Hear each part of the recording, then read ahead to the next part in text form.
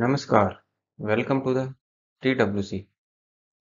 यदि आपने TWC को अभी सब्सक्राइब नहीं किया है तो सब्सक्राइब।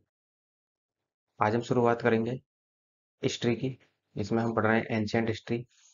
एंशियंट हिस्ट्री में भी हमने पहला अध्याय खत्म किया था और आज है हमारे पास दूसरा अध्याय, जिसे इतिहास। आज हम इसमें इतिहास को जानने के स्रोत के बारे में चर्चा करेंगे कि इतिहास किस तरीके से जाना जाता है, इतिहास को जानने के स्रोत क्या-क्या हैं, तो किस तरीके से हम इसको देखेंगे। तो शुरुआत करते हैं। इतिहास के जानने के स्रोतों में हमें क्या क्या। तो इतिहास के जानने के स्रोत जो है हमारे पास, इसमें हमें एक तो पुरातात्विक स्रोत देखने हैं। पुरातात्विक स्रोत के साथ साथ साहित्यिक स्रोत, और उसके बाद कुछ विदेशी यात्रियों का विवरण देखा जाएगा कि भारत भ्रमण पर जो विदेशी यात्री आए और उन्होंने जो भारत का विवरण दिया पुस्तक वगैरह में या ग्रंथ वगैरह में, तो उनके बारे में हम देखेंगे कि कौन कौन यहाँ पर आए थे। तो जो हमारा पुरातात्विक स्रोत है, इसमें हमें अभिलेख भी देखने हैं कि अभिलेख लिखने की शुरुआत भारत में कहाँ से हुई। क्या अशोक को अभिलेखों का जन्मदाता माना जाता है भारत में, या कोई और था। इसी तरह से हम देखेंगे सिक्के कि किस राजा ने सिक्के जारी किए थे, किस प्रकार के सिक्के जारी किए थे। और फिर भवन और स्मारक। उसके बाद में हम मूर्तियों को देखेंगे, चित्रकला और मृदभांड। मृदभांड मतलब जो मिट्टी के बर्तन वगैरह होते थे, उन्हीं को ही हम मृदभांड की संज्ञा देते हैं। नेक्स्ट है हमारा साहित्यिक स्रोतों में। साहित्यिक स्रोत में क्या होंगे, देखो साहित्यिक स्रोत में हमारे वेद आएंगे। वेद हमारे चार होते हैं। ऋग्वेद, सामवेद, यजुर्वेद और अथर्ववेद। नेक्स्ट ब्राह्मण, कुछ ब्राह्मण ग्रंथ भी पढ़ने हैं और हमें कुछ उपनिषद भी पढ़ने हैं यहाँ पर। ठीक, फिर विदेशी यात्रियों के विवरण में आप देखेंगे कुछ यूनानी लेखक आए, कुछ चीनी लेखक आए और कुछ अरबी लेखक भारत आए थे। नेक्स्ट, तो देखो इन सबसे पहले, इन सबको जानने से पहले हमें ये देखना है कि हमारा इतिहास क्या है। कि क्वेश्चन मार्क यहाँ लगा हुआ है कि कोई इतिहास क्या है। देखो इतिहास क्या होता है, अतीत में घटित घटनाओं का विवरण ही इतिहास कहलाता है। मतलब जो भूतकाल में घटित हो चुका है, उसी को ही इतिहास कहते हैं और उसी के बारे में ही जाना जाता है। तो जो हम पहले से घटित हो चुका है उसके बारे में पढ़ेंगे, ताकि देखो इतिहास पढ़ने से हमें ये तो बेनिफिट हो जाता है कि जो अतीत में घटनाएं घटी हैं और जो हमारे फेवर में नहीं थी, तो उनको दोहराया ना जाए। तो इसी तरीके से देखो कुछ इतिहासकार हैं जैसे चार्ल्स पर्थ। चार्ल्स पर्थ के अनुसार इतिहास मानवीय सामाजिक जीवन का वर्णन है। मतलब इतिहास जो है वो मानवीय, जो हमारा सामाजिक जीवन रहा, हमारे पूर्वजों का जो सामाजिक जीवन रहा, उसका वर्णन करता है इतिहास। ऐसी घाटे कहते हैं कुछ। घाटे के अनुसार इतिहास मानव जाति के भूत का वैज्ञानिक लेखा जोखा है। इतिहास जो है वो भूत मतलब भूतकाल का, भूतकाल का वैज्ञानिक लेखा जोखा है। तो हम वैज्ञानिक आधार पर ही क्या करते हैं, रिसर्च। जितना भी हम अनुसंधान करते हैं वो सब किस आधार पर होता है, हमारा वैज्ञानिक आधार पर ही होता है। और उसके आधार पर ही हम निर्णय ले पाते हैं कि अतीत में क्या क्या घटित हुआ है मानव के साथ। तो जी आर आल्टन के अनुसार, जी आर आल्टन कहते हैं इतिहास की परिभाषा अतीत तथा वर्तमान के बीच सेतु के रूप में कार्य करती है।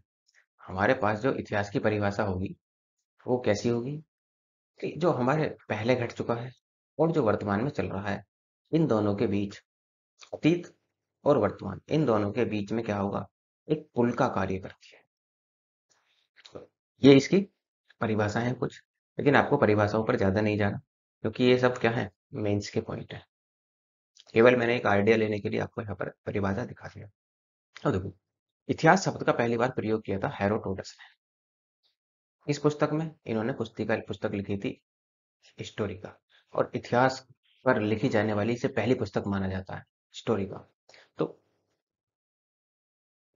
अब देखो भारत के नामकरण को लेकर बात आती है। भारत का नामकरण किस प्रकार हुआ। तो अलग अलग विद्वानों ने अलग अलग मत दी।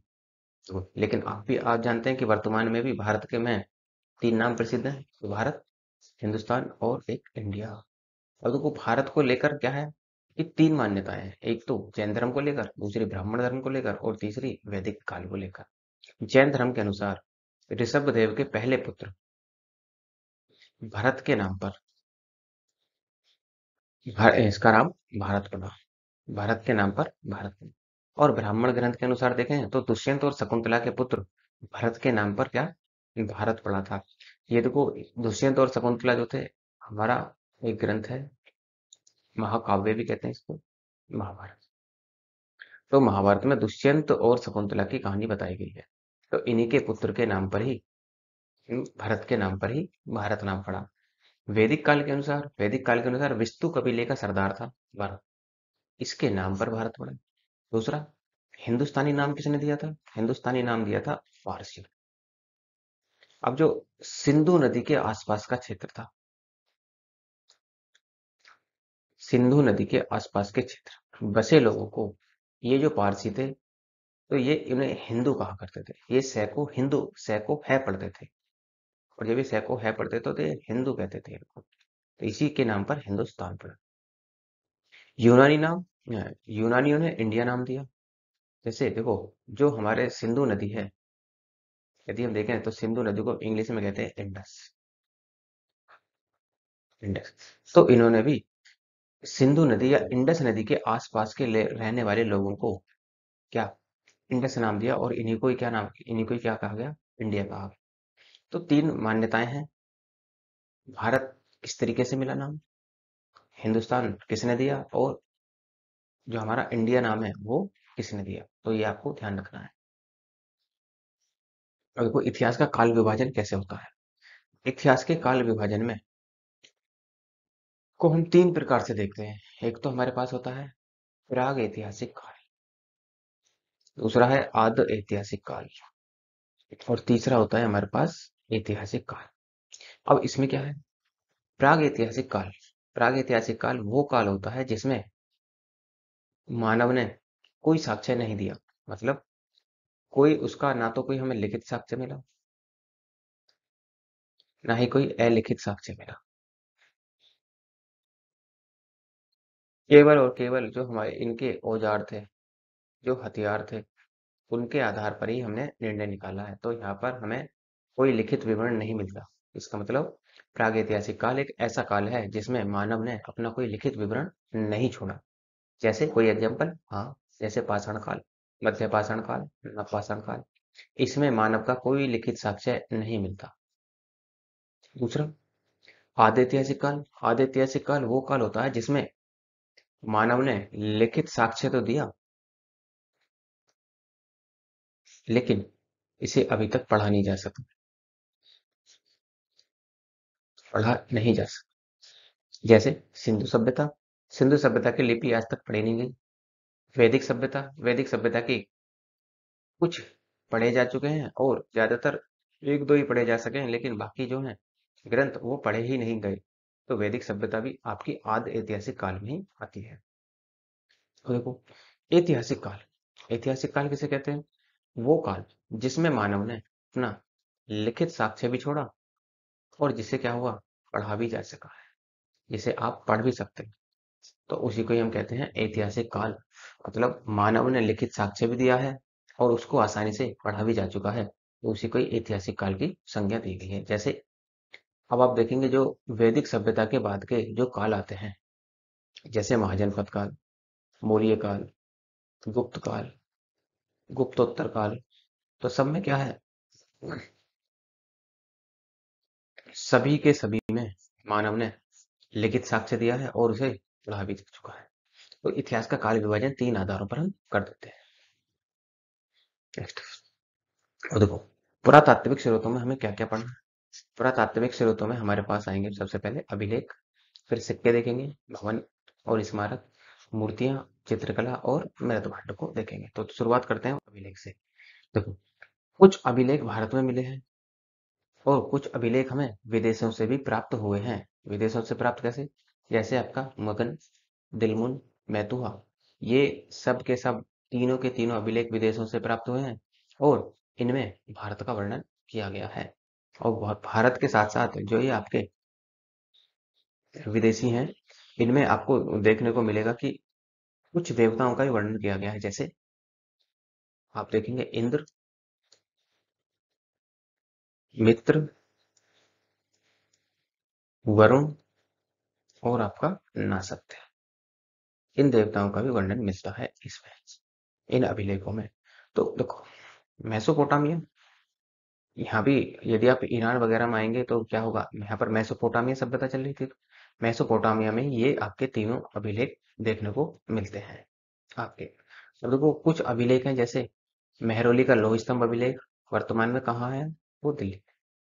प्रयाग प्रसिद्धि, हरिशैन की प्रयाग प्रसिद्धि है, तो ये आपका प्रयागराज में मिलेगी, उत्तर प्रदेश में।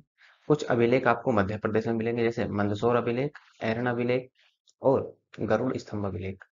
उसी तरीके से हाथी गुम्फा अभिलेख मिलेगा आपको उड़ीसा में, खारवेल से संबंधित है।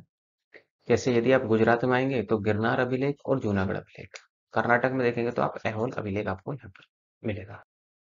नेक्स्ट है, अब देखो, जो मेसोपोटामिया के सुमेरियन अभिलेख है वो आपके मगध, दिलमुन और मैतुआ हैं, ये विदेशी हैं, विदेशी। अब देखो, ईरान के शासक दारा प्रथम के अभिलेख, और देखो यहीं से ही अभिलेखों की शुरुआत मानी भी जाती है। जो ईरान के शासक थे, उन्होंने ही क्या करा था, अभिलेख लिखवाने की शुरुआत की थी, और अशोक भी इन्हीं लोगों से प्रेरित था। जैसे आप देखेंगे पारसीपोलिस, बेहिस्तूत, नक्शे रुस्तम, इन तीनों के तीनों में भी भारत का जिक्र मिलता है, भारत के बारे में चर्चा की गई है, तो इसलिए ये हमारे लिए इंपोर्टेंट हो जाते हैं। नेक्स्ट, खारवेल का हाथी गुफा अभिलेख, अभी हमने देखा कहाँ है, उड़ीसा में। खारवेल का हाथी गुफा अभिलेख उड़ीसा में है। इससे क्या होता है कि खारवेल के तथा उसके 13 वर्ष के शासन का उल्लेख किया गया है इसी में। और इसी अभिलेख में जो खंडगिरी की पहाड़ियां हैं, ये भी आपके उड़ीसा में ही है, इनमें जैन भिक्षुओं के लिए आवास का निर्माण किया गया था, इसी अभिलेख के अनुसार। फिर आप देखेंगे रुद्रदामन का गिरनार अभिलेख, जो आपका रुद्रदामन का गिरनार अभिलेख है वो कहाँ है आपका, रुद्रदामन का गिरनार अभिलेख अभी पीछे हमने मैप में देखा था, वो आपका गुजरात के सौराष्ट्र प्रांत में था, गुजरात के सौराष्ट्र, सौराष्ट्र प्रांत। संस्कृति में लिखा हुआ पहला अभिलेख था, और इसी से ही पता लगता है कि सुदर्शन झील का निर्माण पुष्य गुप्त ने करवाया था।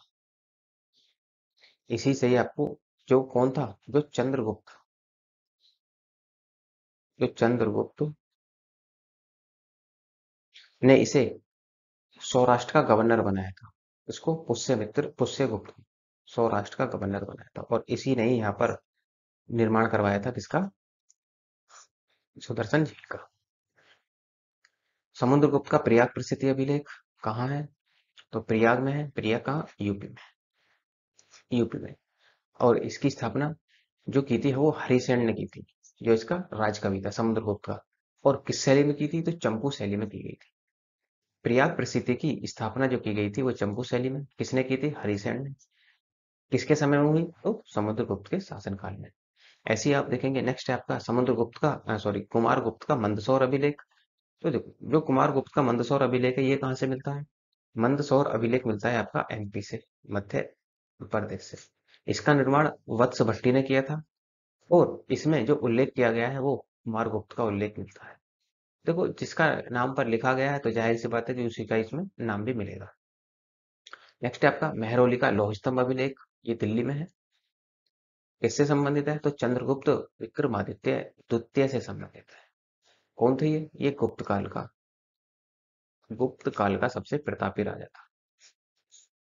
नेक्स्ट, जूनागढ़ अभिलेख, जूनागढ़ अभिलेख है आपका जूनागढ़ में, और जूनागढ़ है आपका गुजरात में, आपका गुजरात। स्कंद गुप्त से संबंधित है, और खूनों के बारे में आक्रमण की जानकारी इसी से ही मिलती है। ठीक। नेक्स्ट है आपका ऐरन अभिलेख।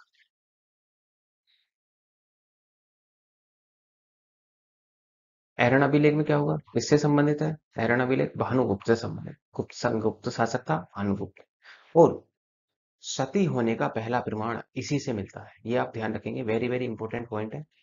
कि सती होने का पहला प्रमाण किस अभिलेख से मिलता है, तो ऐरन अभिलेख से मिलता है सती होने का पहला प्रमाण। नेक्स्ट, गरुड़ स्तंभ अभिलेख, गरुड़ स्तंभ अभिलेख, ये एक शासक आया था, एक एंटियल्किड्स शासक था, यूनानी शासक था, इसका राजदूत था हेलियोडोरस। ये आया था, किसके काल में आया था? तो शुंग वंश में आया था।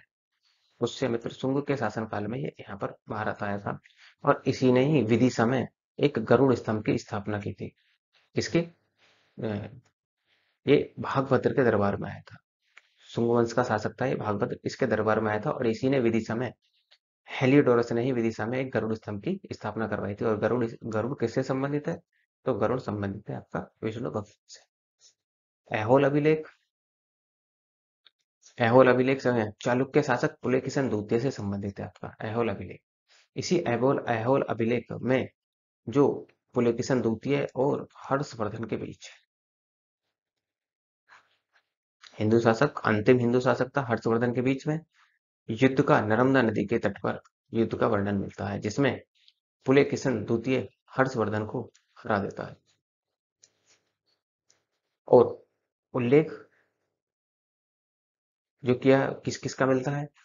वो ऐहोल अभिलेख में कालिदास का भी उल्लेख मिलता है और भैरवी का भी उल्लेख मिलता है। और कालिदास और भैरवी किससे, किस काल से संबंधित है? तो ये गुप्त काल से संबंधित है, ये गुप्त काल में थे। और कालिदास ने कई सारे ग्रंथों की भी रचना की है, जैसे अभिज्ञान शाकुंतलम, कुमार गुप्तम, और बहुत सारे ग्रंथों इन्होंने लिखे हैं, वो आगे चलकर हमें देखेंगे। अब देखो बात आती है सिक्कों की। सिक्के किस तरीके से, सिक्कों का अध्ययन यदि आप देखें तो क्या कहलाता है? सिक्कों का अध्ययन मुद्रा शास्त्र कहलाता है। मुद्रा शास्त्र में हम सिक्कों का अध्ययन करते हैं। अब देखो, सिंधु सभ्यता और वैदिक सभ्यता में इसका कोई साक्ष्य हमें नहीं मिलता सिक्कों का कि सिक्के भी होंगे। तो यहाँ पर क्या चलता था? वस्तु विनिमय प्रणाली चलती थी। वस्तु विनिमय क्या होता था? जब होता क्या है कि यदि किसी वस्तु के पास गेहूं है और वो चावल लेना चाहता है, तो वो क्या करता था? किसी जैसे व्यक्ति के पास चावल है उसके पास जाता था, और वो अपने गेहूं देकर उससे उसके बदले में चावल ले लेता था। तो यहाँ पर क्या चलता था? वस्तु विनिमय चलता। यहाँ पर वस्तु विनिमय के आधार पर ही यहाँ पर व्यापार होता था। तो वस्तु विनिमय प्रणाली थी यहाँ पर। अब जैसे आप वैदिक सभ्यता में देखेंगे, तो वैदिक सभ्यता में वस्तु विनिमय का आधार गाय थी। यहाँ पर गाय पर ही वस्तु विनिमय होता था। मतलब किसी को इतनी गाय दे दी तो ये धन वो ले ली, वो वस्तु ले ली। किसी को ये कुछ किसी को कोई वस्तु की जरूरत है तो उसने उतनी उस हिसाब से गाय दे देता था। तो इसी आधार पर ही हम ये कहते हैं कि यहाँ पर वैदिक काल में गाय वस्तु विनिमय का आधार था। लेकिन सिक्कों की जो प्राप्ति होती है भारत में, वो 5वीं BC से होती है। मतलब 5 ईसा पूर्व से प्राप्ति होती है सिक्कों की। और इन्हीं सिक्कों को आहत सिक्के कहा गया था। करसापण सिक्के भी इन्हें ही कहा गया था, और पंचमार्क सिक्के भी इन्हें ही कहा गया था। आहत सिक्के क्या होते हैं? आहत सिक्के वे होते हैं जिनको चोट मारकर, जिन पर जैसे हथौड़ी से आप किसी चीज को, लोहे वगैरह को पीटे, तो उस पर चोट मारकर ही क्या करते थे हम, उसको सिक्कों को ढाला जाता था। तो इसलिए उन्हें क्या कहा जाता था? आहत सिक्के की संज्ञा दी गई। और मौर्योत्तर काल का सिक्का जो होता था,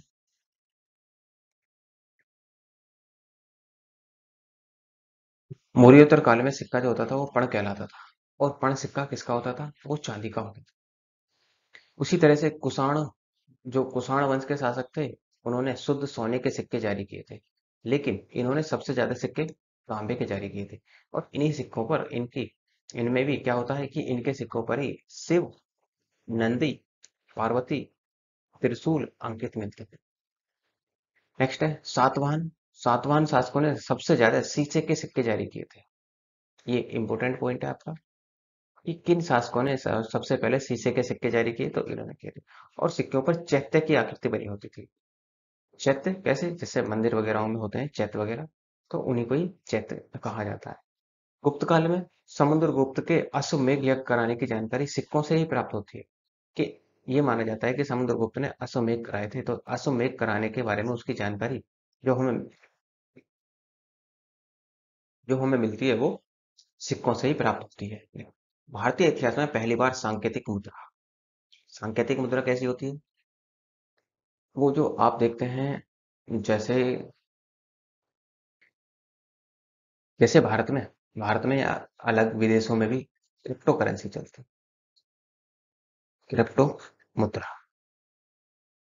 डिजिटल मुद्रा भी एक तरीके की क्रिप्टो करेंसी में ही आती है। डिजिटल मुद्रा। सांकेतिक मुद्रा सबसे पहले चलाई थी मोहम्मद बिन तुगलक ने भारत में।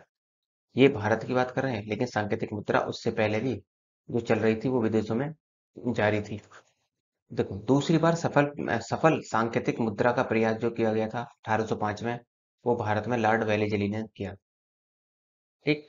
तो देखो, सांकेतिक मुद्रा मोहम्मद बिन तुगलक ने जरूर जारी की, लेकिन ये मुद्रा आप देखेंगे कि ये जो इसकी तकनीकी थी मोहम्मद बिन तुगलक की, वो फेल हो जाती है।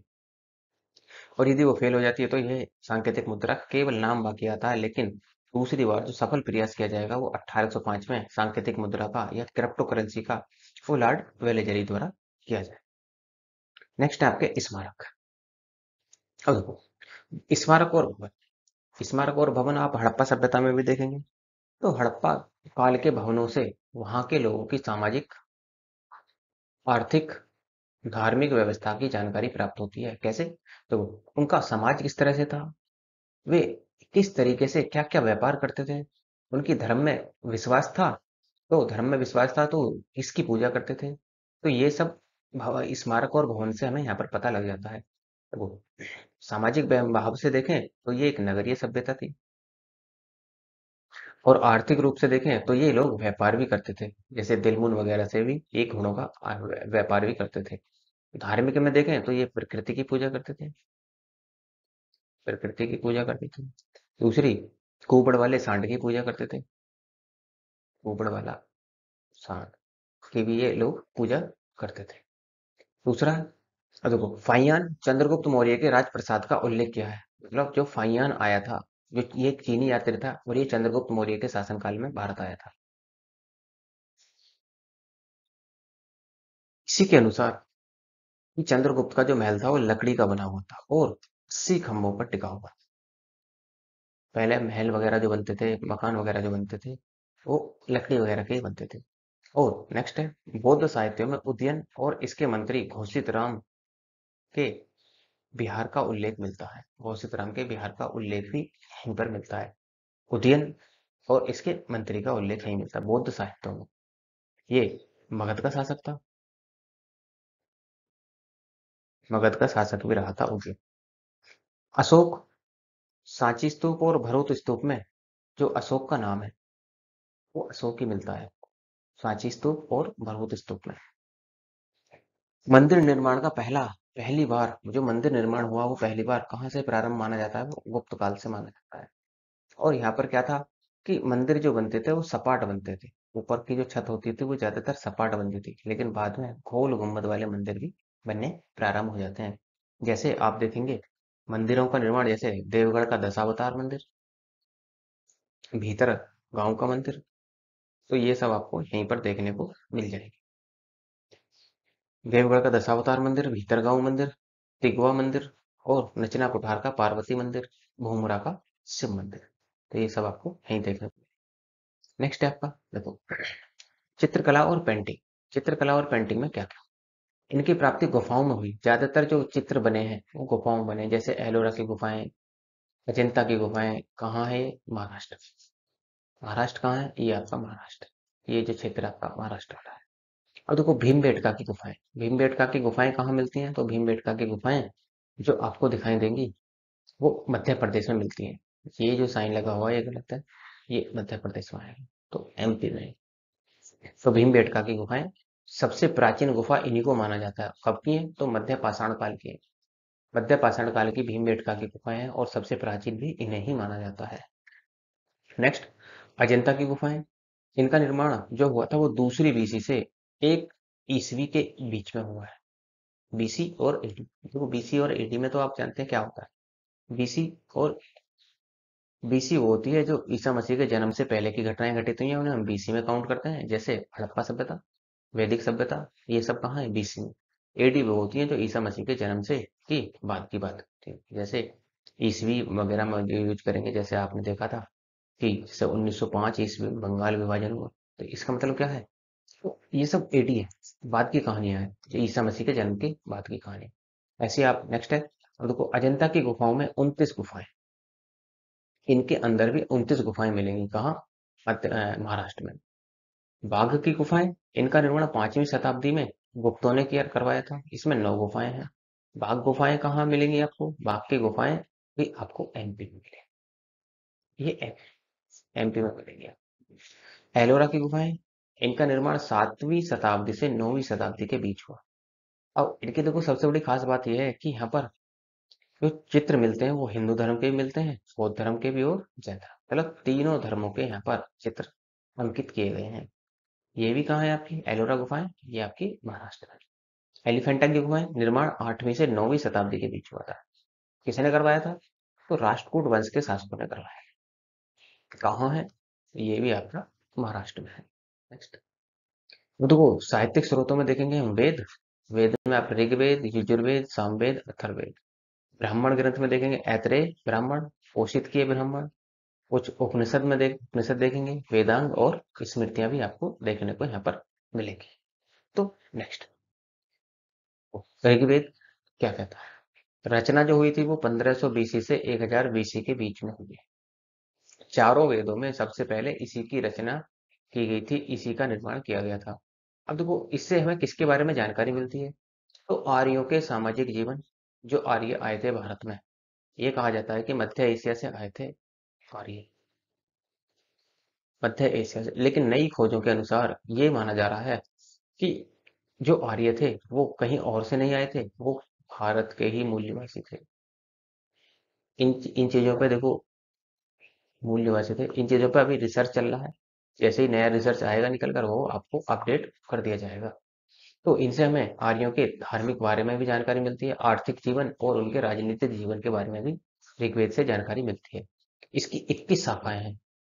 और देखो इसमें केवल साकल शाखा को ही पढ़ा जा चुका है, जो बाकी जो बची आपकी 20 शाखाएं, वो 20 शाखाओं को पढ़ा नहीं जा सका। इसलिए इसको हमने किस में रखा था? आदि ऐतिहासिक काल में। कि लिखित विवरण तो दिया इन्होंने, लेकिन क्या हुआ? कुछ पढ़ा गया और कुछ नहीं पढ़ा गया।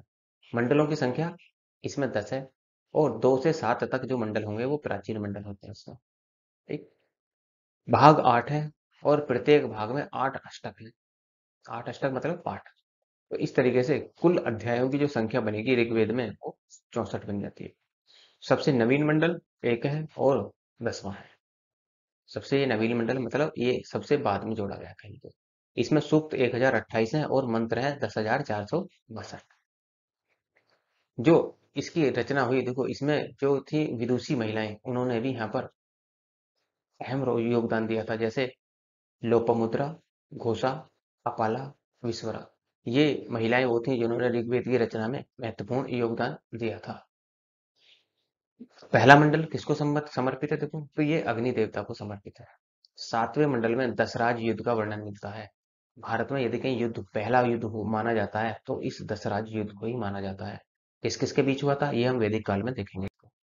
नेक्स्ट है यजुर्वेद। यजुर्वेद की रचना जो होती है वो 1000 से 600 बीसी के में होती है। किससे संबंधित है? तो यज्ञ संबंधी विधाओं से संबंधित है। जितने भी यज्ञ और कर्मकांड संबंधी विधाएं दी गई हैं वो सब की सब इसी में ही मिलेंगी। इसकी शाखा है, एक तो है इसकी शाखा शुक्ल शाखा, इसको हम क्या कहते हैं? वाजस्नेयी संहिता। पहली बार देश का उल्लेख इसी में मिलता है। इंपॉर्टेंट है कि वो पूछेगा कि किस है पहली बार देश का उल्लेख किस वेद में किया गया है, तो आपको ध्यान रखना है यजुर्वेद। स्त्रियों के रौद्र रूप का उल्लेख इसी में किया गया है। कृष्ण शाखा जो थी इसकी, इसकी रचना गद्य में की गई है। इसकी देखो जो आपकी यजुर्वेद है इसकी 2 शाखा है, शुक्ल शाखा और कृष्ण शाखा। इसको तो पढ़ा गया लेकिन इसको अभी तक पढ़ा नहीं गया है, तो ये अभी ऐसे की ऐसी है। सामवेद, सामवेद की रचना वही 1000 बीसी से 600 बीसी के आसपास होती है, और यज्ञ के समय गाए जाने वाले गीतों का संग्रह किया जाता है इसमें। मतलब अर्थात ये किससे संबंधित है? तो ये आपका गीत वगैरह से संबंधित है सामवेद। जो यज्ञ के समय गीतों का संग्रह किया जाता था तो वो सामवेद। मंत्र 1869 है इसमें, लेकिन मूल मंत्र 75 ही हैं। बाकी जो मंत्र हैं इसके, यदि आप 1869 में से 75 को माइनस करते हैं, जो बचा वो सारे मंत्र ऋग्वेद के ही हैं। और भारतीय संगीत का स्रोत भी इसे ही माना जाता है, और इसी सामवेद से 7 स्वरों की उत्पत्ति मानी जाती है, जिसे हम कहते हैं सा रे ग म प धा न। सा से मतलब सारे पशु पक्षी द्वारा उच्चारित। रे का मतलब ऋषभ द्वारा उच्चारित शब्द। गा का मतलब गंधर्व। मा का मतलब मानव द्वारा, ये मानव द्वारा होगा। पै का मतलब गर्भ द्वारा। ध्यो का मतलब ध्यो द्वारा या वनस्पति द्वारा। ने का मतलब निम्न या राक्षस। अब इसकी शाखाएं हैं कुछ सामवेद की शाखा गोधूम है, रणनीय है और जमनीय है। देखो, गोधूम को तो पढ़ा जा चुका है, लेकिन जो रणनीय है और जो जमनीय शाखा है उसको अभी तक पढ़ा नहीं गया है। अथर्ववेद। अथर्ववेद की रचना 1000 से 600 बीसी के बीच ही मानी जाती है। इसी को ब्रह्मवेद भी कहा जाता है। पहली बार पृथ्वी को मातृभूमि इसी अथर्ववेद में कहा गया है। इसमें किसका वर्णन मिलता है? तो देखो, इसका में जो वर्णन मिलता है वो जादू टोना का उल्लेख किया गया है। अंधविश्वास और आडंबर वगैरह जितने भी होते हैं, जितने भी जादू टोना देखने को मिलते हैं, ग्रामीण समाज में तो अधिकतर ज्यादातर देखने को मिलते हैं, तो वो सब कहाँ से प्रेरित हैं? वो अथर्ववेद से ही प्रेरित हैं। और रचना किसने की थी इसकी? इसकी रचना देखो, ऊपर के जो 3 वेद हैं, ऋग्वेद, सामवेद और आपका यजुर्वेद, इन तीनों की रचना तो आर्यों ने की थी। लेकिन इस अथर्ववेद की रचना में आर्यों के अलावा अनार्यों ने भी योगदान दिया था। तो इन तीनों वेदों को तो त्रयी नाम दिया जाता है। तो त्रयी में कौन कौन से वेद आ जाते हैं? ऋग्वेद, सामवेद और यजुर्वेद त्रयी में। इसमें प्राकृतिक आपदाओं का उल्लेख किया गया है।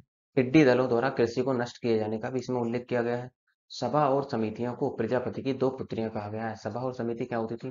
जैसे आप देखते हैं संसद में आज वर्तमान में कौन है? लोकसभा और राज्यसभा। इन दोनों के आधार पर ही संसद में निर्णय लिए जाते हैं या कोई कानून बनाया जाता है। उसी प्रकार वैदिक काल में सभा और समितियों द्वारा कानून वगैरह बनाए जाते थे, इसलिए इन्हें प्रजापति की 2 पुत्रियां कहा गया है। अब देखो, कुछ ब्राह्मण ग्रंथ भी देख लेते हैं।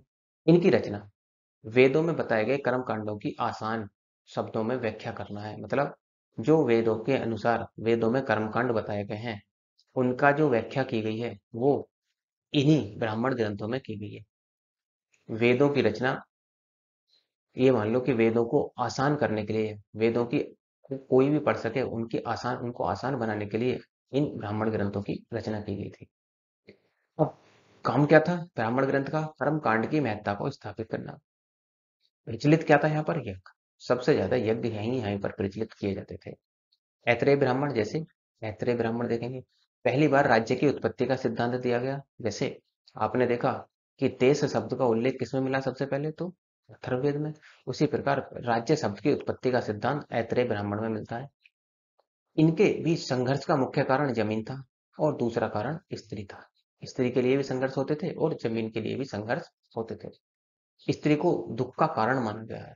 किसमें? ऐत्रेय ब्राह्मण में। ऐत्रेय ब्राह्मण कहता है कि स्त्री दुखों का कारण है। क्या वर्तमान में ऐसा है? वर्तमान में ऐसा बिल्कुल भी नहीं है। ऋषि विश्वामित्र ने अपने 100 पुत्रों को गिर गिर सॉरी गिर ये घर है आपको, घर से निकाल देने का प्रमाण मिलता है।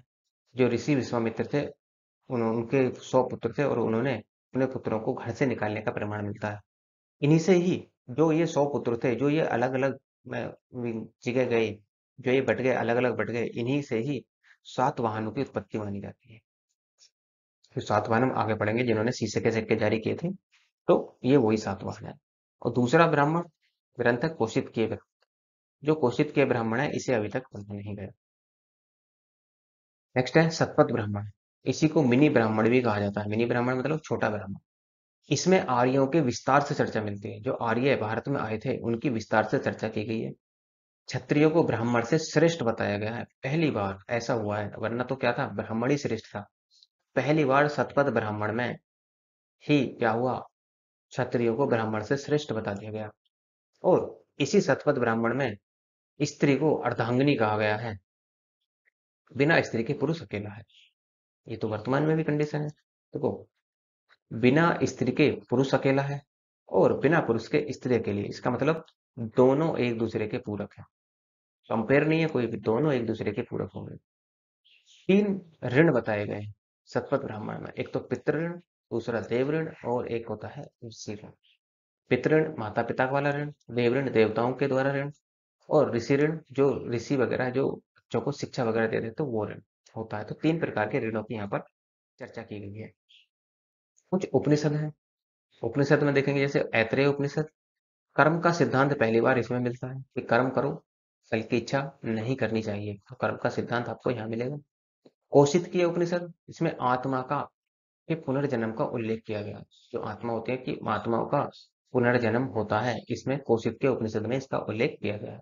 वृहद वृहदरण्यक उपनिषद, क्षत्रियों को ब्राह्मण से श्रेष्ठ इसमें भी बताया गया।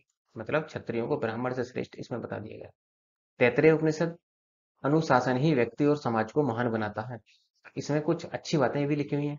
वो बिल्कुल सही है कि अनुशासन ही व्यक्ति को क्या करता है, अनुशासन ही व्यक्ति और समाज को क्या कर देता है, महान बना देता है। यदि अनुशासन या नियम नहीं होंगे तो समाज कभी भी विकसित अवस्था में नहीं रह सकता।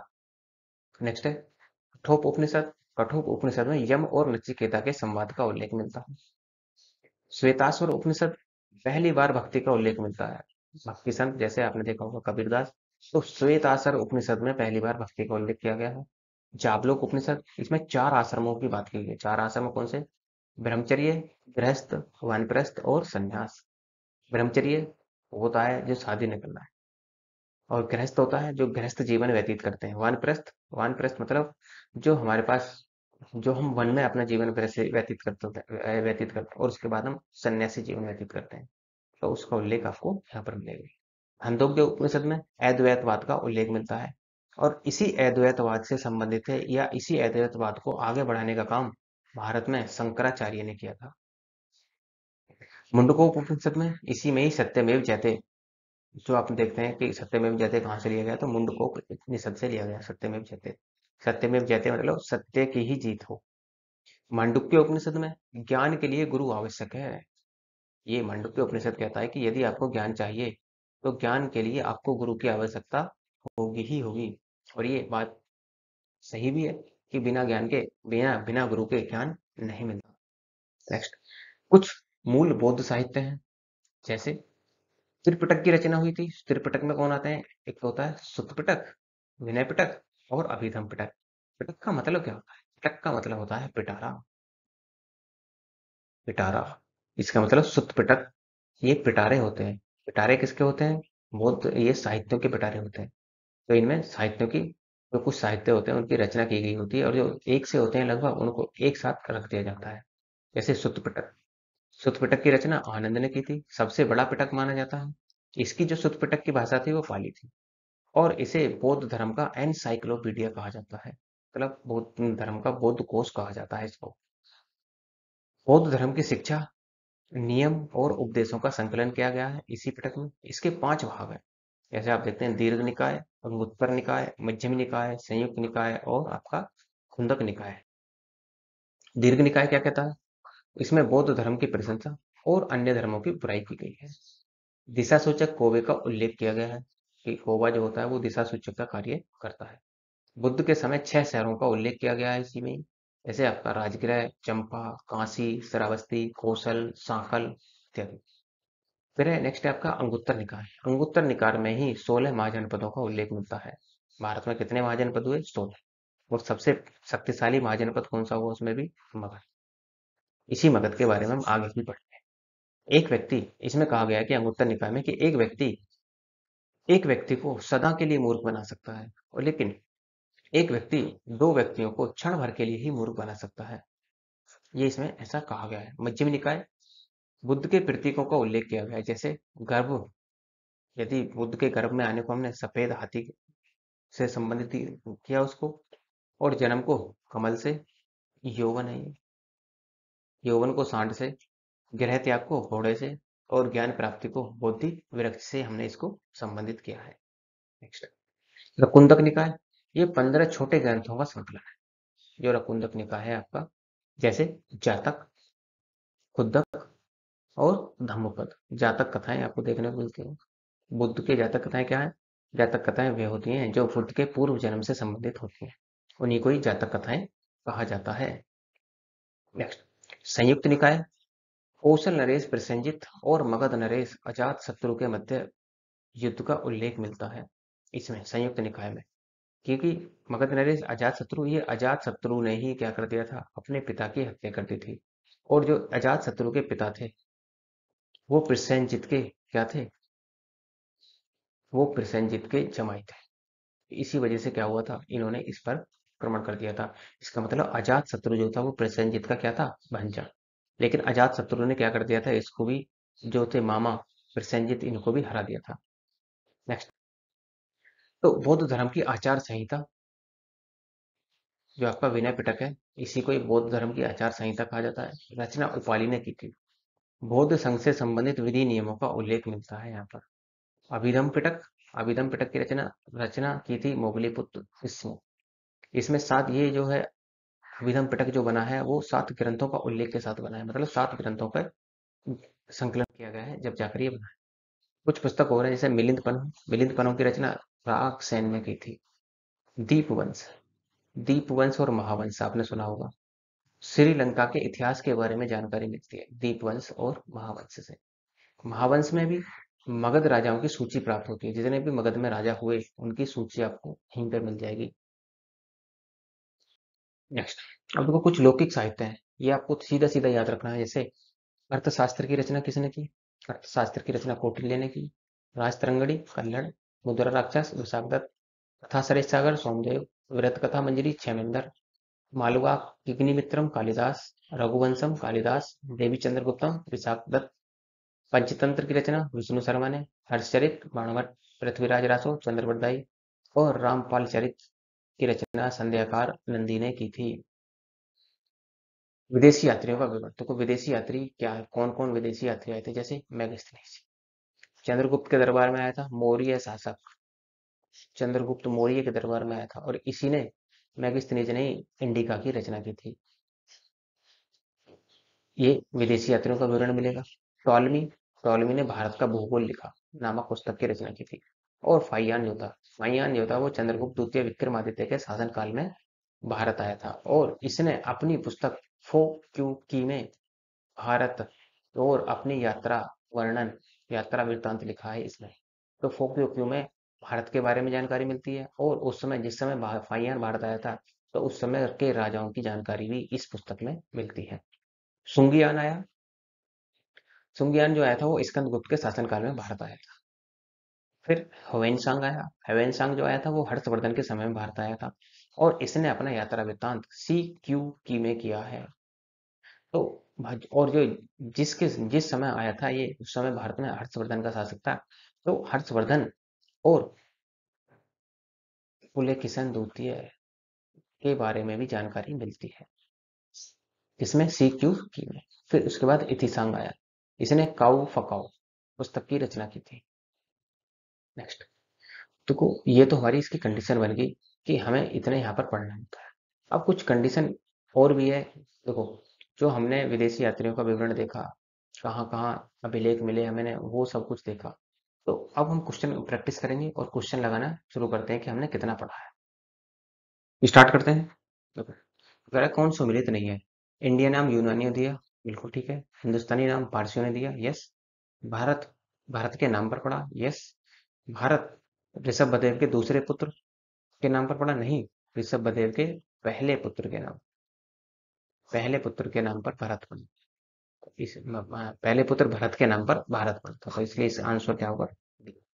नेक्स्ट, भारत में अभिलेख लिखने की शुरुआत किसके शासनकाल में हुई थी, तो बताओ कि भारत में अभिलेख लिखने की शुरुआत को, भारत में अभिलेख लिखने की जो शुरुआत मानी जाती है वो अशोक के शासनकाल से मानी जाती है। नेक्स्ट, कहता है अशोक के किस अभिलेख को जेम्स प्रिंसेप ने पहली बार पढ़ा था, तो ये आपको आंसर देना है कि अशोक के किस अभिलेख को। देखो, जेम्स प्रिंसेप ने जो अशोक के पहले अभिलेख को पढ़ा था वो दिल्ली टोकरा अभिलेख को पढ़ा, लेकिन खोज जो हुई थी, ये ध्यान रखना है कि खोज हुई थी सबसे पहले दिल्ली मेरठ अभिलेख की। तो दिल्ली टोपरा मेरठ को सबसे पहले पढ़ा, कब, 1837 के आसपास, जेम्स प्रिंसेप ने। नेक्स्ट, निम्नलिखित में से कौन सा कथन सत्य है। टी पैंथलर ने अशोक के अभिलेख दिल्ली मेरठ की खोज सर्वप्रथम की थी। अशोक के दिल्ली टोकरा अभिलेख को सर्वप्रथम पढ़ने का श्रेय 1854 में जेम्स प्रिंसेप को जाता है। कैसा है कथन? देखो, ये अभी हमने देखा टी पैंथलर ने अशोक के अभिलेख दिल्ली मेरठ की खोज सर्वप्रथम की थी। और अशोक दिल्ली टोकरा अभिलेख को सर्वप्रथम पढ़ने वाला, अशोक के दिल्ली टोकरा अभिलेख को सर्वप्रथम पढ़ने वाला, पढ़ने का श्रेय 1854 में नहीं था, वो 1837 में था। इसलिए केवल कथन क्या होगा आपका? केवल कथन एक। नेक्स्ट, कौन सा कथन सत्य है? तो कौन सा? खारवेल का हाथी गुफा अभिलेख उड़ीसा में, यस। रुद्रदामन का गिरनार अभिलेख गुजरात में है, यस। बैट समुद्रगुप्त का प्रयाग प्रसिद्धि अभिलेख इलाहाबाद में है, यस। बिल्कुल ठीक है, इलाहाबाद में है। अब कहता है कुमार गुप्त का मंदसौर अभिलेख राजस्थान में है, तो कुमार गुप्त का मंदसौर अभिलेख राजस्थान में ना होकर वो आपका कहाँ है? वो आपका एएमपी में। तो इसलिए आंसर क्या हो जाएगा आपका? डी। नेक्स्ट, निम्नलिखित में से कौन सा कथन सत्य है? भानुगुप्त का ऐरण अभिलेख छठा कर्नाटक में, यस।